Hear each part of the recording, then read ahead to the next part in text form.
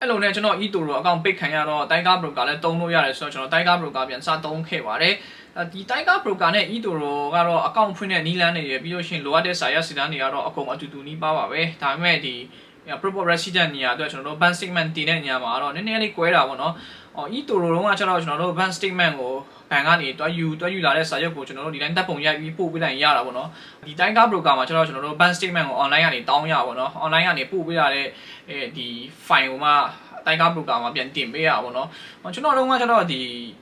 online ကနေ bank statement မတောင်းတတ်တော့ကျွန်တော်ဘဏ်ဟိုပဲဒီတိုင်းစာရွက်တောင်းခဲ့ပါတယ်တောင်းလာတဲ့စာရွက်ကိုကျွန်တော် teacher scan ဖတ်ပြီးပို့လိုက်တော့ကျွန်တော် account က verify ဖြစ်သွားပါတော့ဒါပေမဲ့ကျွန်တော်တင်ငယ်ချင်းတွေကတော့ကျွန်တော်လိုပြန်လိုက်လို့တော့သူတို့ကျွန်တော် account ပြန်မရအောင်ပေါ့နော် online ကနေပို့လာတဲ့ bank statement ကိုပဲ upload လုပ်ပေးပါဆိုမှ Tiger Broker ပြန်ပြောတာပေါ့နော်ဒီ Tiger Broker account ဖွင့်လို့ရှိရင်ဒီနေရာမှာပဲနည်းနည်းအဆင်မပြေတာဖြစ်တတ်ပါတယ်ကျွန်တော်တို့လိုအပ်တဲ့အချက်လက်တွေကိုတတိယဖြည့်ပြီးတင်ပေးလို့ရှိရင်ကျွန်တော်တို့ account verify ဖြစ်ပါတယ်ကျွန်တော်တို့ account ဖွင့်ပြီးတော့လို့ရှိရင်ကျွန်တော်တို့ဒီငွေသွင်းလို့ရပါပြီ line မှာဒီ account ဖွင့်တာနဲ့ပတ်သက်ပြီးမျှဝေထားတဲ့ video တွေအများကြီးရှိတဲ့အတွက်ကျွန်တော်ဒီ account ဖွင့်တဲ့နည်းအသေးစိတ်ကတော့မမျှဝေတော့ပါဘူးကျွန်တော်ဒီ deposit လုပ်တဲ့ဟာကိုတော့ကျွန်တော်အသေးစိတ်ပြောပြပေးတော့ပါမယ်ဒီကိုရီးယားမှာဒီ deposit လုပ်လို့ရတဲ့နည်းနှစ်နည်းရှိပါတယ်ပထမတစ်နည်းကတော့ bank transfer လုပ်တဲ့နည်းရယ်နောက်တစ်နည်းကတော့ Wise ကနေတစ်ဆင့်ငွေသွင်းတဲ့နည်းလမ်းပဲဖြစ်ပါတယ်ကျွန်တော်တို့ဘဏ်ကနေတစ်ဆင့် deposit လုပ်တော့မယ်ဆိုလို့ရှိရင်ပထမဆုံးအနေနဲ့ကျွန်တော်တို့လိုအပ်တဲ့အချက်လက်တွေကိုယူဖို့ Tiger Broker ထဲကိုဝင်ရပါတယ်နောက်ပြီးတော့ကျွန်တော်တို့ deposit ကိုနှိပ်ရပါတယ်နောက်တစ်ဆင့်အနေနဲ့ကျွန်တော်တို့ deposit with USD ဆိုတဲ့ဟာကိုပြန်ရွေးရပါတယ်ကျွန်တော်တို့ကဘဏ်နဲ့ငွေလဲမှာဖြစ်တဲ့အတွက် bank transfer ဆိုတာကိုပြန်ရွေးပေးရပါတယ်နောက်ဆုံးအဆင့်အနေနဲ့ကျွန်တော်တို့စင်ကာပူဘဏ် account ဆိုတဲ့ညမှာကျွန်တော်တို့ overseas bank account ဆိုတာကိုရွေးပေးရပါတယ်အဲ့လိုရွေးပြီးပြီဆိုလို့ရှိရင်ကျွန်တော်တို့ငွေလွှဲရမယ့်အချက်လက်တွေကြာလာပါပြီကျွန်တော်တို့အဲ့အချက်လက်တွေကို screenshot ရိုက်ပြီးမှဘဏ်မှာတော့ပြလိုက်လို့ရှိရင်ကျွန်တော်တို့ Tiger Broker ထဲကိုဘဏ်ကနေတစ်ဆင့်ငွေတွင်းလို့ရပါပြီကျွန်တော်တို့ဘဏ်ကနေတစ်ဆင့်ငွေလွှဲလို့ရှိရင်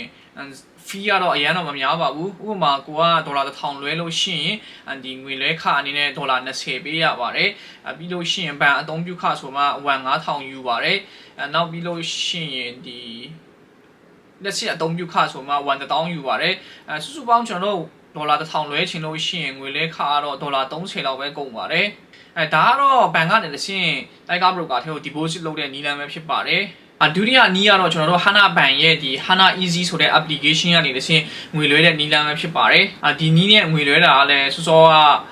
bank transfer နဲ့အတူတူပါပဲကျွန်တော်တို့ငွေလွှဲရမယ့်အချက်လက်တွေရဖို့ Tiger Broker ထဲကိုဝင်ရပါတယ်နောက်ပြီးတော့ကျွန်တော်တို့ deposit ကိုနှိပ်ရပါတယ်နောက်တစ်ဆင့်အနေနဲ့ကျွန်တော်တို့ deposit with USD ဆိုတဲ့ဟာကိုပြန်ရွေးရပါတယ်ကျွန်တော်တို့ကဘဏ်နဲ့ငွေလွှဲမှာဖြစ်တဲ့အတွက်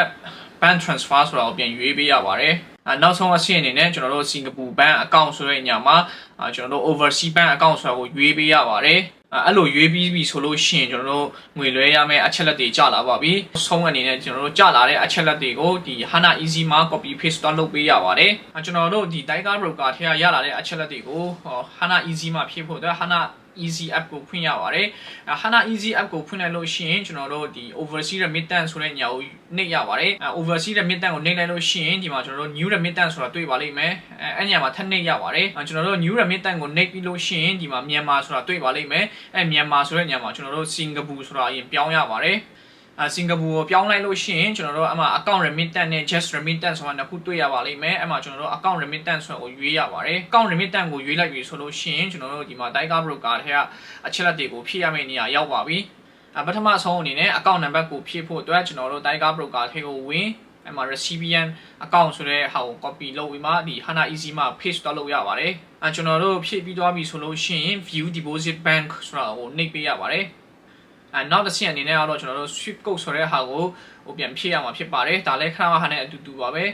Tiger Broker ထဲက swift code ဆိုတဲ့ဟာကိုကျွန်တော်တို့ copy ယူပြီး Hana Easy မှာ paste လုပ်လိုက်ရင်ရပါတယ်ကျွန်တော်တို့ဒီညမှာ H3 လုံးကိုတော့ကျွန်တော်တို့ဖြတ်ပေးရပါတယ်ကျွန်တော်တို့ H3 လုံးကိုဖြတ်ပြီးရှာပေးလိုက်လို့ရှိရင်ဒီမှာဘန်တွေအများကြီးကျလာပါတယ်အဲ့လိုကျလာပြီဆိုလို့ရှိရင်အပေါ်ဆုံးကဘန်ဖြစ်တဲ့ DBS Ban Limited Singapore ဆိုတာကိုရွေးရပါတယ်နောက်တစ်ဆင့်မှာတော့ကျွန်တော်တို့ငွေလွှဲတဲ့အကြောင်းပြချက်ကိုရွေးပေးရပါတယ်ကျွန်တော်ကတော့ commission လို့ပဲအများအားရွေးပါတယ်အဲ့ဒါရွေးပြီးတော့ပြီဆိုလို့ရှိရင်တော့နောက်ဆုံးအဆင့်အနေနဲ့ကိုယ့်ရဲ့အချက်လက်ပေါ့နော်နေရက်လိပ်စာတို့ဖုန်းနံပါတ်တို့ရေးပေးရပါတယ်နောက်ပြီးတော့ ကျွန်တော်တို့ဒီလက်ခံမဲ့လူရဲ့နာမည်တို့နေရာလိပ်စာတို့ဖုန်းနံပါတ်တို့ email တို့စသဖြင့်လည်းဖြည့်ရပါတယ်ဒီ recipient ပေါ့နော်ငွေလက်ခံမဲ့လူရဲ့နာမည်ညမှာတော့ကျွန်တော်တို့ Tiger Broker Singapore ဆိုမှဖြည့်ပေးလို့ရပါတယ် English address ဆိုတဲ့ညမှာတော့ကျွန်တော်တို့ဒီ Tiger Broker ထဲက address ကိုယူပြီးကျွန်တော်တို့ဒီမှာလာဖြည့်ပေးလို့ရပါတယ် street address ဆိုတဲ့ညမှာလည်းကျွန်တော်တို့ဒီ store က address ကိုပဲကျွန်တော်တို့ copy paste ပြန်လုပ်ပေးလို့ရပါတယ်ဖုန်းနံပါတ်ညမှာတော့ကျွန်တော်တို့ဒီဖုန်းနံပါတ်ကိုဖြည့်ပေးလို့ရပါတယ်ကျွန်တော်တို့ email address ညမှာတော့ service@tigerbroker.com Singapore ဆိုမှဖြည့်ပေးရပါတယ်ကျွန်တော်တို့အချက်လက်တွေအကုန်လုံးဖြည့်ပြီးတော့ပြီဆိုလို့ရှိရင်တော့နောက်ဆုံးအဆင့်အနေနဲ့ကျွန်တော်တို့ငွေဘယ်လောက်လွှဲမလဲဆိုတော့လွှဲမဲ့အမောင့်ကိုရိုက်ထည့်လိုက်ရင်ရပါပြီဒါကတော့ကျွန်တော်တို့ Tiger Broker ထဲကို Hana Easy ဆိုတဲ့ application ကနေငွေသွင်းတဲ့နည်းလမ်းပဲဖြစ်ပါတယ်ဒီနည်းနဲ့ငွေသွင်းတာကတော့ fee အသက်တာအဆုံးပဲဖြစ်ပါတယ်ကိုကဒေါ်လာ1000သွင်းလို့ရှိရင်ငွေလွှဲခအနေနဲ့ဒေါ်လာ20ယူပါတယ်ပြီးလို့ရှိရင်ဘဏ်အသုံးပြုခအနေနဲ့9000ပဲပေးရပါတယ်ကျွန်တော်တို့ဒီနည်းနဲ့ငွေသွင်းပြီဆိုလို့ရှိရင်ကတော့$22လောက်ပဲကုန်တာဖြစ်ပါတယ်နောက်ဆုံးနည်းလမ်းကတော့ကျွန်တော်တို့ Wise ဆိုတဲ့ application ကနေငွေလွှဲတဲ့နည်းလမ်းပဲဖြစ်ပါတယ်Wise ကနေငွေလွှဲတာကတော့ကျွန်တော်တို့ရွေးချယ်စရာ option လုံးဝမရှိမှလွှဲဖို့ကျွန်တော်အကြံပေးချင်ပါတယ်ဘာဖြစ်လို့လဲဆိုလို့ရှိရင်တခြားနိုင်ငံတွေမှာဆိုရင်တော့ဒီ Wise ကနေငွေလွှဲတာကတော့ fee တက်တာချင်းလို့တုံးတာဖြစ်ပါတယ်ဒါပေမဲ့ကျွန်တော်တို့ကိုရီးယားမှာကတော့တိုက်ရိုက်လွှဲလို့မရဘဲ2ဆင့်3ဆင့်လောက်ငွေပြန်လဲပြီးလွှဲရတာဖြစ်တဲ့အတွက် fee တဲ့ရန်ကုန်ပါတယ်ဥပမာလို့ကျွန်တော်တို့ဒေါ်လာ1000 Tiger Broker ထဲကို deposit လုပ်ချင်ပြီဆိုလို့ရှိရင်ကျွန်တော်တို့က fee အနေနဲ့ဒေါ်လာ100လောက်ပြန်ပေးလိုက်ရပါတယ်ဒါကြောင့်မလို့ Wise ကိုတုံးတော့မယ်ဆိုလို့ရှိရင်တော့နောက်ဆုံးရွေးချယ်စရာ option လုံးဝမရှိမှတုံးနေတယ်လို့ကျွန်တော်ကတော့အကြံပေးချင်ပါတယ်ကျွန်တော်တို့ Wise ကနေတစ်ဆင့်ငွေလွှဲတော့မယ်ဆိုလို့ရှိရင်ပထမအဆုံးအနေနဲ့ကျွန်တော်တို့ Wise account ရှိရပါတယ်Wise ဒီကိုရီးယားမှာ Wise account ဖွင့်ရတာတော့အရင်မခက်ပါဘူးကိုယ့်စီမှာ Gmail account တစ်ခုရယ်ကိုရီးယားဖုန်းနံပါတ်ရယ်ကိုရီးယားဘဏ်ကတ်တစ်ခုရယ်ရှိထားရပါပြီဒီနေရာမှာဘဏ်ကတ်ဆိုတဲ့နေရာမှာရိုးရိုးဘဏ်ကတ်မဟုတ်ဘဲနဲ့ Master ကတ်ဆိုမှရပါတယ်ကျွန်တော်တို့ဒီ Wise account ဖွင့်ပြီးဆိုလို့ရှိရင် Wise ကနေငွေစလွှဲလို့ရပါပြီဒီ Wise ကနေတစ်ဆင့်ငွေလွှဲတာလည်းအရင်နီးလန်းနေတဲ့အတိုင်းပါပဲကျွန်တော်တို့ပထမဆုံးအနေနဲ့ Tiger Broker အထဲကိုဝင်ရပါတယ်နောက်ပြီးတော့ကျွန်တော်တို့ deposit ကိုနှိပ်ရပါတယ်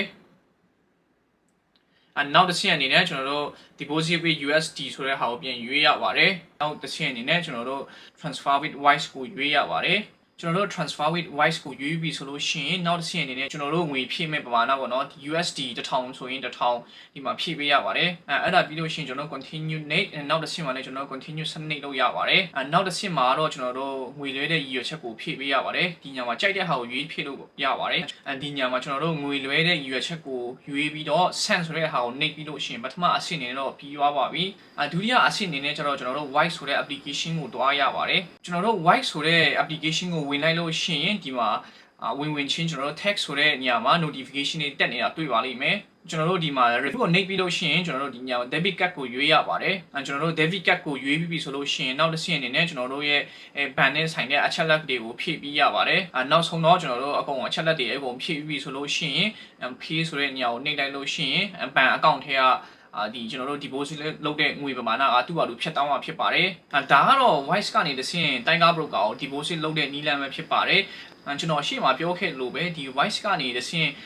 deposit လုပ်တာကတော့ fee ရန်ဈေးကြီးတဲ့အတွက်ကိုကနောက်ဆုံးရွေးချယ်စရာ option လုံးဝမရှိမှတုံးတင်တယ်လို့ကျွန်တော်ထပ်ပြီးအကြံပေးချင်ပါတယ်ဒီ Wise ကနေငွေလွှဲတာကတော့ဒီ Wise ကိုကြားခံအနေနဲ့တုံးတာပဲဖြစ်ပါတယ်ဒါကြောင့်မို့ကျွန်တော်တို့ကဘဏ်ကငွေတွေကိုဒီ Wise ထဲကိုကျွန်တော်တို့လွှဲချမလို့ပါဘူးကျွန်တော်တို့ဒီဘဏ် account နဲ့ Wise account ကိုချိန်ထားပြီဆိုလို့ရှိရင်သူ့ဘာလို့ auto ဖြတ်တောင်းမှာဖြစ်ပါတယ်နောက်ဆုံးအနေနဲ့ stock investment ကိုအခုမှစလုပ်ချင်ပြီးတော့ဘယ်နေရာမှာဘယ်လိုလေ့လာရမလဲမသိဘူးဆိုတဲ့လူတွေအတွက်ကျွန်တော်လေ့လာလို့ရမယ့် channel လေးတစ်ခုကိုကျွန်တော်ပြောပြချင်ပါတယ်အဲ့ဒါကတော့Good Life Investing ဆိုတဲ့ YouTube channel လေးပဲဖြစ်ပါတယ်ဒီ YouTube channel မှာတော့ကျွန်တော်တို့အခုမှ stock investment စလေ့လာမယ့်လူတွေအတွက်အခြေခံနဲ့ပတ်သက်တဲ့အကြောင်းအရာတွေအကုန်လုံးပြည့်ပြည့်စုံစုံတွားလေ့လာလို့ရပါတယ်ကျွန်တော်ဒီနေ့ပြောပြသွားတဲ့အကြောင်းအရာတွေကတော့ကိုရီးယားမှာ stock investment လုပ်ချင်လို့ရှိရင်ဘယ် broker တွေတုံးလို့ရလဲပြီးလို့ရှိရင်ငွေသွင်းငွေထုတ်လုပ်ချင်လို့ရှိရင်ဘယ်လိုလုပ်ရလဲဘယ်ဘဏ်နဲ့အဆင့်အပြေဆုံးလဲဆိုတာကိုကျွန်တော်ဒီနေ့ဗီဒီယိုလေးမှာမျှဝေပြီးတော့ဖြစ်ပါတယ်ဗီဒီယိုကိုအဆုံးထိကြည့်ရှုပြီးတော့တဲ့အရောက်စီတိုင်းကိုကျေးဇူးအများကြီးတင်ပါတယ် see you in the next video ပါ